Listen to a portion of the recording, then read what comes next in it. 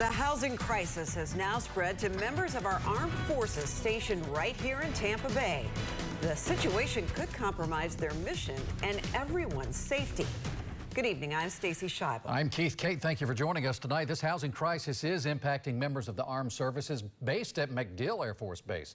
Rapidly rising rents in Tampa forcing some of these members of the military to move further away from the base. And this is creating a concern about readiness for commanders at the base. These are members of the military ordered to serve here but can't afford to live here.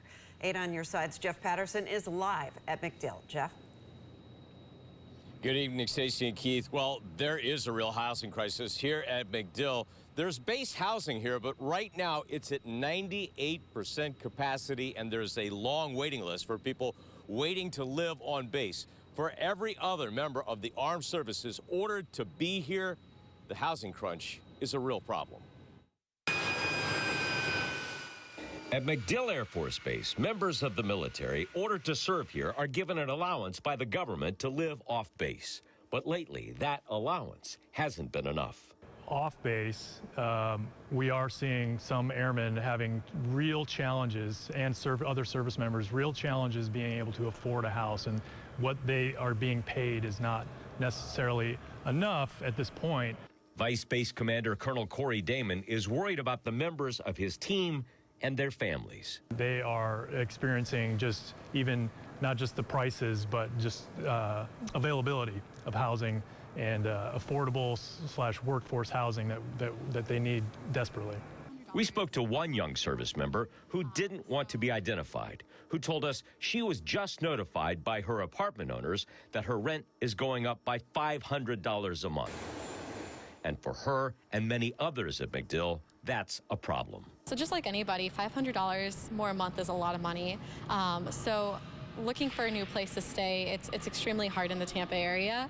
And, you know, that's going to cause many of us to move out of the area, commuting over an hour to work every day, and expense on the tolls, on our gas, and our time, really. The hour commute is also a concern for Colonel Damon, who says it's impacting the readiness of his mission.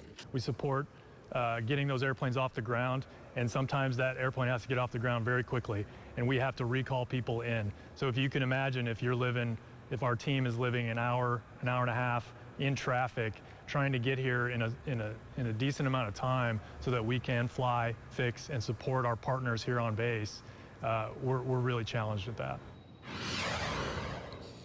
They have just created a housing resiliency and family task force here at MacDill, and this week they met with local elected officials and community leaders looking for long and short-term answers. But Colonel Damon acknowledges there are no easy, quick fixes here, you guys. Yeah, quick especially. But what kind of solutions are they looking at, Jeff? Well, long-term, and this is federally government regulated, long-term, the answer is building more base housing, but that's going to take some time to accomplish. Short-term, they're looking for programs that can help these young service members afford to be able to live in the Tampa Bay community so they can respond when called here to the Air Force Base. Yeah, we know South Tampa as a whole isn't cheap. All right, thank you. Jeff Patterson live at